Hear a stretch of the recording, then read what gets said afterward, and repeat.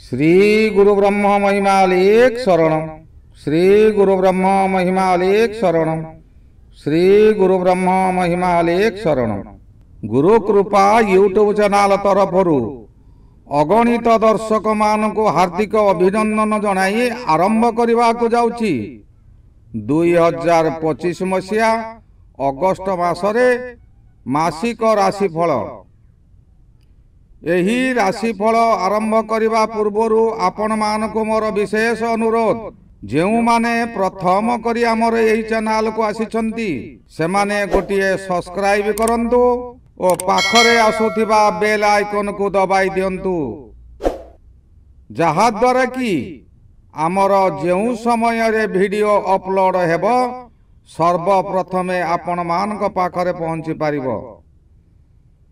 आपण मान को मोर अनुरोध, जेउ मानकर बहु दिन हेलानी विवाह विलंब हेउची, चाकरी क्षेत्र रे असुविधा भोगुछंती, ऑफिस रे बाहरे आपण को बदनामी करा जाउची, किंबा आपण बारंबार चेष्टा करी मध्य चाकरी होई पारु नाही, परीक्षा रे फेल मारुछंती, परिवार भितरे अशांति घटुची, स्वामी स्त्री मध्यरे अशांति घटुची, आपणकर जन्म तारीख और जन्म समय जन्म स्थान केउ विषय आपणकर जानिबा दरकार, सेही विषय को लेखि आमर यही तले दिया जाउथिबा मेल आईडी रे प्रेरण करंतु। आम्भे ताहार समाधान सकाशे आपण को बताई देबो। आसंतु एबे जानिबा 2025 मसीहा अगस्ट मासरे मिथुन राशिर मासिक राशिफल। मिथुन राशिर व्यक्ति माने चलित अगस्ट मासरे कौनसी बड़ घटनार सम्मुखीन हेबा को जाउछंती। निज राशि चक्र रे अर्थात मिथुन राशि रे दुई गुरु एकत्र होइछंती, ताहा पुनी अगस्ट 12 तारिख ठारू गोटिए नक्षत्र रे एकत्र हेबे। एहा एक संजोग कहले अत्युक्ति हेबो नाही। केवल पुनर्वसु मिथुन राशि को बाद देई मृगशिरा मिथुन और आद्रा मिथुन सकाशे अति शुभ फल देबे। आपण जेते अभाव रे थांतु ना काहेकि आपण यही समय रे नूतन पोशाक नूतन गहना व्यवहार करिवे। आपणकर चेहरा रे परिवर्तन होइजिवो। जेउ मानकर विवाह हेउ नाही तांकर विवाह प्रस्ताव निजे निजे ठीक करि नेबे। विवाह न हेले मध्य आगामी समय सकाशे प्रस्तुति करिवे। विभिन्न दर्शनीय स्थान को आपण बुलाबुली करबा को जिवे। जेउ माने व्यवसाय करूछंती, विशेष करी वस्त्र व्यवसाय जेउ माने करूछंती, से माने निज गुणरु निज व्यवसाय बुड़ाई देबे। व्यवसाय रे मन न देई से माने प्रेम रे मन देबे, जहा द्वारा आपण बहु क्षति सहिबे। आपण ताहा जानि पारिबे नाही। मन रे ओ शरीर रे आपणकर शक्ति थिबो, तेणु भल किए मंद किए आपण जानि पारिबे नाही। जेउ माने गाड़ी व्यवसाय करूछंती से माने काहारी प्रलोभन रे पड़ी बहु क्षति सही पारंती। आपण को गछ ऊपर को चढ़ाई देई निशुणीटी बाहर करी नेबे। आपण ना तल को आसी पारिबे ना गछरे रही पारिबे। आपण निरुपाय होई खाली आपण कर्म को निंदा करिबे जे मो भाग्य रे या थिला, मो कर्म रे या थिला। कर्म कोन? कर्म अर्थात आमे जेउ कार्य करूछंती ताहा ही कर्म। प्रेमिक प्रेमिका माने यही समय रे दिवा स्वप्न देखिबे।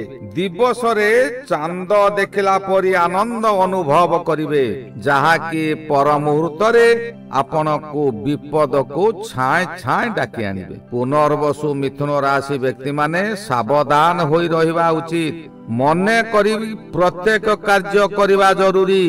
कौनसी कार्य रे विचलित हेबे नाही। हठात कौनसी कार्य आरंभ करंतु नाही। मिथुन राशि रो बृहस्पति जन्म बृहस्पति होइथिबारु ଓ ପୁନର୍ବସୁ ନକ୍ଷତ୍ରରେ ଥିବାରୁ ପୁନର୍ବସୁ ନକ୍ଷତ୍ର ମଧ୍ୟ ଜନ୍ମ ନକ୍ଷତ୍ର ଅର୍ଥାତ ବୃହସ୍ପତିଙ୍କର ଜନ୍ମ ନକ୍ଷତ୍ର ହେଉଛି ପୁନର୍ବସୁ ନକ୍ଷତ୍ର। ଜନ୍ମ ଚନ୍ଦ୍ର ଓ ଜନ୍ମ ନକ୍ଷତ୍ରରେ ବୃହସ୍ପତି ଚଳନ ହେଉଥିବାରୁ ଆପଣଙ୍କୁ ଭୌତିକ ବାଧା ପରି ଲାଗିବ। ଆପଣ ଯେଉଁ କାର୍ଯ୍ୟ କରୁଛନ୍ତି ବା କରୁଥିଲେ ସେ କାର୍ଯ୍ୟ ଆପଣଙ୍କ ହାତରୁ ଚାଲି ଯାଇପାରେ। ସଞ୍ଚିତ ଅର୍ଥ ବର୍ବାଦ ହେବ। ଆପଣ ପୂର୍ବରୁ ଯାହା ଧନ ସଞ୍ଚୟ କରିଥିଲେ କିମ୍ବା ଧର୍ମ ସଞ୍ଚୟ କରିଥିଲେ ତାହା ଏହି ସମୟରେ ବର୍ବାଦ ହେଇଯିବ, କୌଣସି କାର୍ଯ୍ୟରେ ଲାଗିବ ନାହିଁ। ଆପଣଙ୍କର ଧର୍ମ ନଦୀ ବଡି ସଦୃଶ୍ୟ କୂଳରେ ଥିବା ବାଲି ଯେପରି ପାଣି ସ୍ରୋତରେ ତଳକୁ ତଳକୁ ଚାଲିଯାଏ, ଆପଣ କରିଥିବା ଧର୍ମ ଗୁଡ଼ିକ ମଧ୍ୟ ଏହି ସମୟରେ ଚାଲିଯିବ। ଆପଣ ପାପ କାର୍ଯ୍ୟରେ ମନ ଦେବେ। ଧନ ଧର୍ମ ସବୁ ଚାଲିଯିବା ପରେ ଆପଣ ନିଃସ୍ୱ ହୋଇଯିବେ। ସାଙ୍ଗ ସାଥୀ ବନ୍ଧୁ ପରିବାର ଆପଣଙ୍କୁ କେହି ହେଲେ ସାହାଯ୍ୟ କରିବେ ନାହିଁ। ଆଉ ଏକ କଥା, ସବୁବେଳେ ରାତ୍ରି ନଥାଏ, ଆଉ ରାତ୍ରି ନଥିଲେ ମଧ୍ୟ ଦିବସର ମୂଲ୍ୟ କେହି ଅନୁଭବ କରିପାରନ୍ତି ନାହିଁ। ଏହି ଜନ୍ମ ବୃହସ୍ପତି ସମୟରେ ରାମଚନ୍ଦ୍ର ରାଜା ହେବା ପରିବର୍ତ୍ତରେ ବନବାସ ଯାଇଥିଲେ। ରାଜ ପୋଷାକ ପରିବର୍ତ୍ତେ ଗଛର ବକଳ ପରିଧାନ କରିଥିଲେ। ଯଦି ରାମଚନ୍ଦ୍ର ରାଜା ହୋଇଥାନ୍ତେ ତେବେ ତାଙ୍କର ମୃତ୍ୟୁ ହୋଇଥାନ୍ତା। ଏହା ଏକ ମଙ୍ଗଳ ବୋଲି ଧରି ନେବାକୁ ହେବ। ଆପଣଙ୍କର ନୂତନ ଚାକିରି ସକାଶେ ସମସ୍ତ ପ୍ରସ୍ତୁତି ସରିଥିବ, କିନ୍ତୁ ହଠାତ୍ ସେ ଚାକିରି ଆପଣଙ୍କର ନ ହୋଇ ଅନ୍ୟ କାହାର ହୋଇଯିବ। ଆପଣଙ୍କୁ ନିଶ୍ଚୟ ବାଧିବ, କିନ୍ତୁ ସେ ଚାକିରିରେ ଭୟଙ୍କର ବିପଦ ଥିବା ସକାଶେ ଆପଣଙ୍କୁ ସେ ଚାକିରି ମିଳିଲା ନାହିଁ। ପରବର୍ତ୍ତୀ ସମୟରେ ତାହା ଜାଣି ଆପଣ ବହୁ ଖୁସି ହେବେ। ରବି ମହାଗ୍ରହ ଅଗଷ୍ଟ 17 ତାରିଖ ଠାରୁ ତୃତୀୟକୁ ଯାଇ ଆପଣଙ୍କର ଶକ୍ତି ବୃଦ୍ଧି କରାଇବ। ପ୍ରତ୍ୟେକ କାର୍ଯ୍ୟରେ ଆପଣଙ୍କୁ ସାହସ ଦେବ। ଆପଣଙ୍କୁ ଚଣ୍ଡାଳ ପରି କରିଦେଇପାରେ, ତଥାପି ଆପଣ ଖୁସିରେ ରହିବେ। ଅଚାନକ ଧନ ପ୍ରାପ୍ତି ହେବାର ସମୟ ଆସିଯାଇଛି। ମାସ ଆରମ୍ଭରୁ ଆପଣ ଧନ ଖର୍ଚ୍ଚ କରି କରି ନୟାନ୍ତ ହୋଇ ପଡ଼ିଥିଲେ। 17 ତାରିଖ ପରଠାରୁ ଚାଲି ଯାଇଥିବା ଅର୍ଥ ବହୁ ଗୁଣରେ ଆପଣଙ୍କୁ ମିଳିବ। ଅର୍ଥ ପ୍ରାପ୍ତି ହେବା ଦ୍ୱାରା ଆପଣଙ୍କର ଶରୀର ମଧ୍ୟ ସୁସ୍ଥ ରହିବ, ମନ ପ୍ରଫୁଲ୍ଲିତ ରହିବ। ଯେଉଁ କାର୍ଯ୍ୟମାନ ଆପଣ କରୁଛନ୍ତି ସେ କାର୍ଯ୍ୟରେ ଆପଣଙ୍କର ମନ ଲାଗିବ। ମିଥୁନ ରାଶିର ଏକ ବିଶେଷ ଗୁଣ ହେଲା ଗୋଟିଏ ସ୍ଥାନରେ ରହି ସ୍ୱର୍ଗର ଇନ୍ଦ୍ର ପଦ ଆଶା କରିଥାନ୍ତି। ସେ ମର୍ତ୍ତ୍ୟରେ ଥିବେ, କିନ୍ତୁ ସ୍ୱର୍ଗର ଇନ୍ଦ୍ର କିପରି ସୁଖ ଭୋଗ କରୁଛି ସେହି ସୁଖ ଭୋଗ କରିବାକୁ ସର୍ବଦା ମନରେ ଆଶା କରନ୍ତି। ସେହି ଆଶା ଏହି ସମୟରେ କେତୁ ଗ୍ରହ ତୃତୀୟରେ ଥାଇ କିଛି ମାତ୍ରାରେ ପୂରଣ କରିପାରନ୍ତି। କେତୁ ଗ୍ରହ ତୃତୀୟରେ ଭ୍ରମଣ କରୁଥିବା ସମୟରେ ଆପଣଙ୍କର ଅଚାନକ ଧନ ପ୍ରାପ୍ତି ହୁଏ, ବା କୌଣସି କାର୍ଯ୍ୟ ଆପଣ ପୂର୍ବରୁ କରିଥିବେ ସେ କାର୍ଯ୍ୟର ପାରିଶ୍ରମିକ ଆପଣଙ୍କର ପାଇ ନଥିବେ, ତାହା ଏହି ସମୟରେ କେତୁ ଗ୍ରହ ମାଧ୍ୟମରେ ମିଳିବ। ଗୋଟିଏ ସ୍ଥାନରେ ବସି ରହି ଆପଣ ଏକାଧିକ କାର୍ଯ୍ୟ ସୁଚାରୁ ରୂପେ ତୁଲାଇ ପାରିବେ। ପ୍ରତ୍ୟେକ କାର୍ଯ୍ୟରେ ପ୍ରଶଂସା ମଧ୍ୟ ମିଳିବ। ଯାହା ଆଶା କରିଥିଲେ ତାହା ଠାରୁ ଅଧିକ ଅର୍ଥ ଆମଦାନୀ କରିବେ। ପୂର୍ବରୁ ମୁଁ କହିଛି, କେତୁ ହେଉଛି ଆଶାବାଦୀ ଗ୍ରହ। ଯେଉଁ ସମୟରେ କେତୁ ଅଶୁଭରେ ଥାନ୍ତି ଆପଣଙ୍କର ଆଶା ପୂରଣ ହୋଇପାରେ ନାହିଁ। ଯେଉଁ ସମୟରେ କେତୁ ଗ୍ରହ ଶୁଭରେ ଥାନ୍ତି ଆପଣ ଯେତିକି ଆଶା କରିଥିବେ ତାହାଠାରୁ ଅଧିକ ଆପଣଙ୍କୁ ଫଳ ମିଳିବ। ପ୍ରତ୍ୟେକ କାର୍ଯ୍ୟରେ ଆପଣଙ୍କୁ ସଫଳତା ମିଳିବ। ଏହି ସଫଳତାକୁ ରାହୁ ଗ୍ରହ କିଛି ମାତ୍ରାରେ ବାଧା ଦେଇପାରନ୍ତି। ରାହୁ ଗ୍ରହ ବର୍ତ୍ତମାନ ନବମରେ ଅଛନ୍ତି ଓ ମିଥୁନ ରାଶିକୁ ପଞ୍ଚମ ଦୃଷ୍ଟି ଦେଉଛନ୍ତି।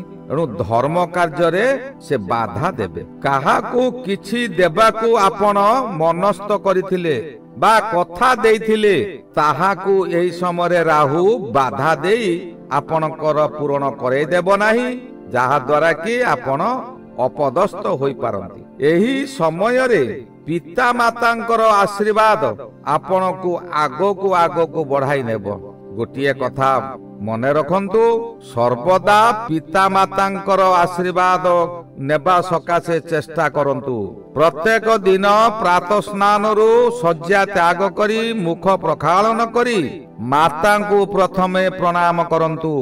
ଆପଣ ଯଦି ବିଦେଶରେ ଅଛନ୍ତି ତଥାପି ସେହି ସ୍ଥାନରେ ରହି ମାତାଙ୍କୁ ସ୍ମରଣ କରି ନମସ୍କାରଟିଏ କରନ୍ତୁ, ଯାହାଦ୍ୱାରା କି ଆପଣଙ୍କର ଯେତେ ବିପଦ ଥାଉ ନା କାହିଁକି ସେ ଦିନଟି ଆପଣଙ୍କୁ ବିପଦ ପଡ଼ିବ ନାହିଁ। ଯେଉଁ ଦିନ ଆପଣ ମାତାଙ୍କୁ ପ୍ରଣାମ ନ କରିଥିବେ ସେହି ଦିନ ଏହିପରି ବିପଦ ଆପଣଙ୍କୁ ପଡ଼ିବ। ଏଣୁ ମାତା ଆଶୀର୍ବାଦ ସବୁଠାରୁ ଶ୍ରେଷ୍ଠ ଆଶୀର୍ବାଦ। ଶାସ୍ତ୍ରରେ ମଧ୍ୟ ଅଛି ମାଙ୍କର ପଣତ କାନି ହେଉଛି ସନ୍ତାନ ମାନଙ୍କ ସକାଶେ ଅଭୟ କବଚ। ପିତା ମାତାଙ୍କ ଆଶୀର୍ବାଦ ଆପଣଙ୍କୁ ଆଗକୁ ବଢାଇ ନେବ। ପିତା ମାତାଙ୍କ ସେବା ସହିତ ସୃଷ୍ଟିକର୍ତ୍ତା ଅଲେଖ ଗୋସାଇଙ୍କୁ ନିଜର ଦୁଃଖ ଜଣାନ୍ତୁ। ଛୋଟ ଛୋଟ ପିଲାମାନଙ୍କ ସକାଶେ ବାଲ୍ୟ ଲୀଳା କରନ୍ତୁ। ବାଲ୍ୟ ଲୀଳା କରିବା ସହିତ ଶୁଖିଲା ନାରୀ କେଳରେ ରୂପାର ନିର୍ମିତ ନାଗ ନାଗୁଣୀ ନାଲି ସୂତାରେ ବନ୍ଧନ କରି ପରମ ବ୍ରହ୍ମକୁ ଅର୍ପଣ କରି ପବିତ୍ର ନଦୀ ଜଳରେ ଉତ୍କୀଳନ କରନ୍ତୁ। କାରଣ ରାହୁ ନବମରେ ରହି ତାହାଙ୍କର ପଞ୍ଚମ ଦୃଷ୍ଟି ମିଥୁନ ରାଶିକୁ ଦେଉଛି ଓ ମିଥୁନ ରାଶିର ପଞ୍ଚମ ଗୃହକୁ ମଧ୍ୟ ଦେଉଛନ୍ତି। ପଞ୍ଚମ ଗୃହ ହେଉଛି ଜ୍ଞାନ ଗୃହ। ଆପଣଙ୍କୁ କୌଣସି ସମୟରେ ଅଜ୍ଞାନ କରିଦେଇପାରେ। ଏହି ସମୟରେ ଆପଣ ବହୁ ଅଖାଦ୍ୟ ଭକ୍ଷଣ କରିବେ। ଇଚ୍ଛା ନଥିଲେ ମଧ୍ୟ ବାଧ୍ୟ ହୋଇ ଆପଣ ଏହି ସମୟରେ ସୁରାପାନ କରିପାରନ୍ତି। ନା ରାହୁ ହେଉଛି ସୁରା ଗ୍ରହର ମାଲିକ। ପଞ୍ଚମ ଗୃହ ହେଉଛି ଜ୍ଞାନ ଗୃହ। ଆପଣଙ୍କୁ ଅଜ୍ଞାନ କରାଇଦେବ। କିପରି ନା ଆପଣ ସୁରାପାନ କଲେ ଅଜ୍ଞାନ ହେବେ। ସେ ସୁରାପାନ କରିବାକୁ ଆପଣଙ୍କୁ ବାଧ୍ୟ କରାଇବ। ଆପଣ ଯଦି ପ୍ରଭୁଙ୍କ ଉପରେ ଭରସା ରଖି ସୁରା ଠାରୁ ଦୂରେଇ ରହିବେ ତେବେ ଆପଣ ସମସ୍ତ ବିପଦରୁ ଉଦ୍ଧାର ପାଇଯିବେ। ଏହିପରି ନଡ଼ିଆରେ ନାଗ ନାଗୁଣୀ ବନ୍ଧନ କରି ନଦୀ ଜଳରେ ଉତ୍କଳନ କଲେ ତାହା କେତେ ଦୂର ଭାସି ଯାଇ ପାରୁଛି ଆପଣ ଦେଖନ୍ତୁ। ସେ ଯେତେ ଦୂର ଭାସିଯିବ ଆପଣଙ୍କର ଦୁଃଖ କଷ୍ଟ ସେତେ ଶୀଘ୍ର ଲାଘବ ହେବ। ଏହି ଗଲା 2025 ମସିହା ଅଗଷ୍ଟ ମାସରେ ମିଥୁନ ରାଶିର ମାସିକ ରାଶିଫଳ। ଶ୍ରୀ ଗୁରୁ ବ୍ରହ୍ମ ମହିମା ଅଲେଖ ଶରଣ। ଶ୍ରୀ ଗୁରୁ ବ୍ରହ୍ମ ମହିମା ଅଲେଖ ଶରଣ। ଶ୍ରୀ ଗୁରୁ ବ୍ରହ୍ମ ମହିମା ଅଲେଖ ଶରଣ ଶରଣ ଶରଣ।